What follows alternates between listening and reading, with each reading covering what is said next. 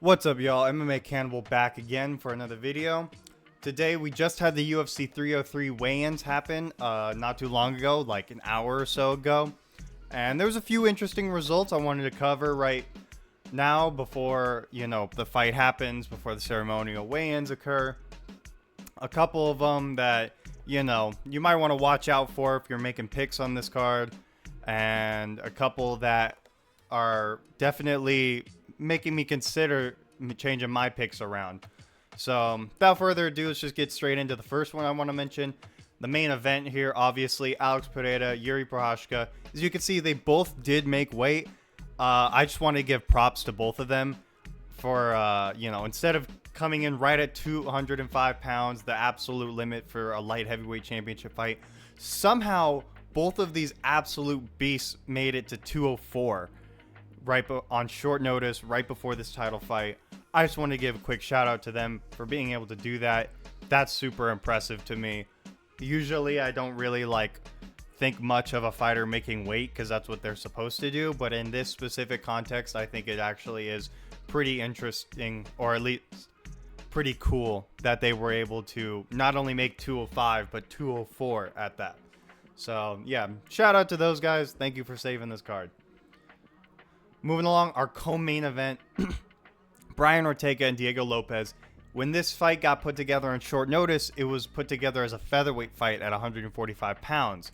Brian Ortega did say, though, that he was preparing for a lightweight fight at the Sphere.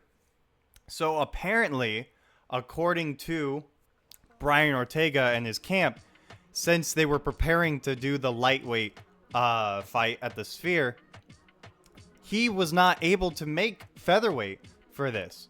It was very unexpected, as you can see. Because of all of that, he realized late last night that he wouldn't be able to make featherweight. How late, you may ask? Well, Lopez was informed of that at 3:30 a.m. on the day of the weigh-ins, which meant the only reason the only reason Lopez showed up on the scale at 155 is because I had heard he actually already finished cutting to about 146 pounds and then rehydrated afterwards. So that explains why Lopez looked so unenthusiastic on the scale, because he had already made featherweight limit and then was told, oh, hey, don't worry about it. It's at lightweight now or whatever. And according to that article I just pulled up, if you guys saw it, he had also said that it was either take it at 155 or the fight doesn't happen. So this was clearly Ortega's doing, in a sense. I'm not saying he did this necessarily maliciously. Obviously, on short notice, a lot of these circumstances are kind of up in the air to begin with. But we did just see a situation somewhat similar to this with the Kelvin Gastelum and D-Rod fight last week. And we all saw how that one played out. And it was not good for D-Rod. So with this change, I think I do want to be officially changing my pick from Lopez by knockout to probably Ortega by decision. I think the extra bit of weight that Ortega was preparing to have is going to help him here. I think he will be able to take the shots better.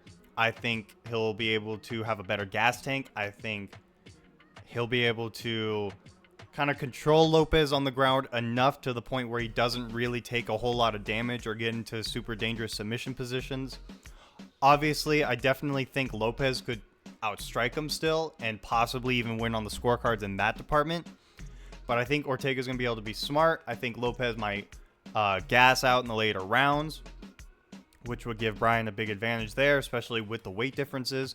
And I think Ortega could take this by a decision. So I'm changing my pick to that. Huge change up in the co-main event, I feel like, to change the weight class like that at the last second again. So very, very curious to see how this plays out. This card just keeps getting more and more interesting.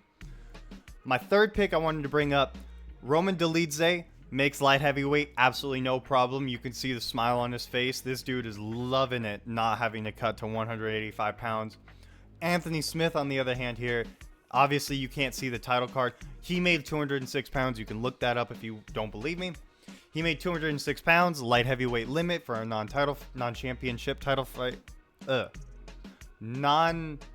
title fight bout, I guess I'll say. I don't know why I tripped over my words so much there. But yeah, Smith obviously not looking too great on the scale. He did make weight, of course, but he did not. I mean, he pretty much had the same expression on his face the entire time. Obviously, the short notice weight cut was not nice for him. And I could definitely see it affecting his performance a little bit. Roman Dolidze obviously looking very healthy, very big at that 205. And I don't know. I don't want to officially change my pick. I do still like Smith by decision. But I would much less surprised at the idea of Dolidze possibly winning this fight. And after seeing these images, him being a betting favorite makes a lot more sense to me. Before these weigh-ins, I feel like Smith should have been the betting favorite. And finally, we have the only fighter to miss weight on the card. Silva missed weight by 1.5 pounds, coming in at 147.5. The weight limit for featherweight in a non-title fight is 146, which is what Charles Jourdain made. You can see that face of his. He's looking pumped and fired up, happy that he made the weight. Silva obviously disappointed in himself, disappointed that he couldn't make the weight.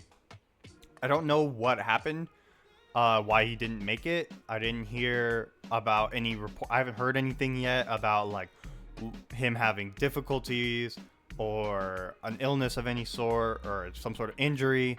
I'm sure will probably come out after the fight. Well, he'll be like, oh, I was sick my whole camp, or I had this like ankle problem my whole camp, something like that. I'm sure it'll come out after the fight, but he misses weight. I believe that gives Jourdain like 10 or 20% of his purse, something like that. Good for him. Not a massive weight miss. I mean, 1.5 pounds isn't that crazy, I feel like. So I don't really see it changing the fight outcome too much, although Silva as a bit of a power puncher might make a little bit of a difference to him. I'm sticking with my Jourdain by decision pick, but you know, something to keep an eye on. If you value the weight misses heavily, that's something to consider. Want to point that out to everybody. That being said, though, that being the only weight miss on the whole card is pretty nice, especially with how many short notice changes there were, and mostly everybody being able to make the weight. Very impressive. Super looking forward to it. No fights canceled so far. We got one more day, guys. So fingers crossed, but looking good. A lot of the fighters looking like they're in really good condition. Jillian Robertson looked really good on the scale. Giannis Gamori, oh my God. You guys have to go watch him weighing in just to look at his beard.